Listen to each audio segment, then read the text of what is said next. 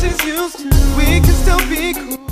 Hey, this is Eric Arsenault, professional vocal coach and recording artist, and it's time for an Arsenault Approach quick tip. In pretty much any contemporary style of singing, there's gonna come a time when you want to get some intensity in your sound. You want to get that power without the squeeze on the neck, because you want to be able to do it consistently, night after night of performing, or even if it's just for fun with your friends. You don't want to have one night of great singing and then several days of recuperation. So the key is to focus the voice in much the same way that we did on the Riffs and Runs video. Only this time, we don't need a piano. We're going to use a great old classical exercise. Yeah, I said the C word, but not all classical techniques are bad. Before the invention of microphones, singers' voices had to be able to carry, so there was a lot more emphasis on tone and resonance. Because this is a quick tip and not a full lesson, I'll just make this simple.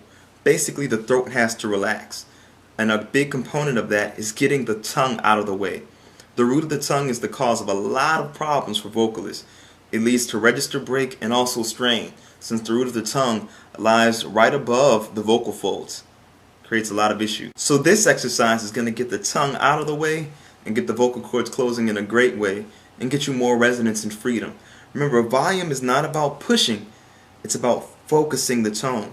A clear, crisp tone carries so much better than an airy push tone. So let's keep this quick tip quick and get right to it. We're going to use something referred to as the NG tongue position, as in the word sing. So, for starters, why don't you say the word sing and sustain the ending, like this. Sing. Now, of course, you look and sound stupid, but you guys should be used to this by now. So try it again. Say the word sing and sustain the ending. Sing. One major thing that you should notice is that the tip of the tongue naturally and instinctively goes behind the bottom front teeth, gently touching the bottom front teeth or bottom gum line area. Now the middle of the tongue should be gently arching upwards in the center.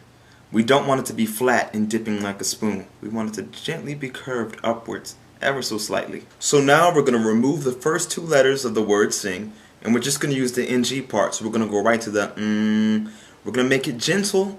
It should be clear. It should be no airiness, no forcing, no pushing, much in the same manner that you would speak it. So very simple. Now we're going to alternate between this NG sound and the vowel sound ah, as in father. So for example, it'll be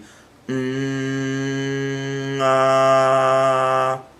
Pretty easy, right? Now don't force the tongue. Don't force the tone. Just make sure that the tip of the tongue is gently touching the bottom front teeth or bottom gum line area. Also, notice that my jaw is staying completely still. It's not no, it's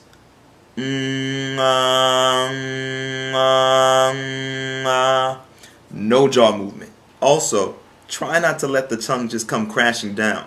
Try to keep it gently arched upwards in that bridge kind of position.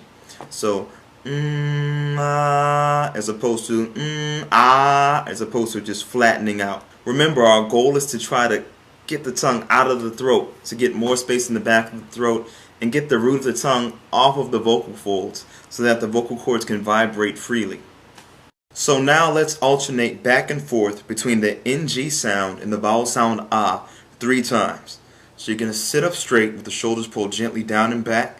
Then you're going to take a breath, and we're going to go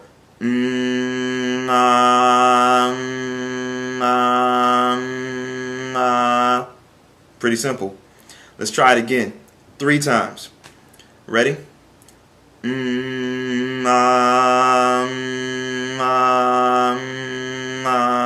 Once you've gotten the hang of ah, try using some other vowel sounds. For example, if we wanted to use the vowel sound A, we would go See? So, after you've experimented with the NG tongue position for about 5 to 10 minutes, test it out. Sing a song. The great news is that when it comes to singing songs, you don't have to consciously force your tongue into this position. You've already started working on the muscle memory by doing the exercises that you just finished doing. So when it comes time for you to sing, you don't have to expect a huge arch in your tongue. It'll be a lot more subtle, but you'll notice the results by the quality of your tone. It should be clearer and fuller. Also, it should feel a lot easier here. Finally, to keep this habit ingrained, just make the NG tongue position exercises a part of your daily warm-up. Your voice will thank you for it. I feel the need to step to and let her know what's on my mind, 'cause she be doing it too.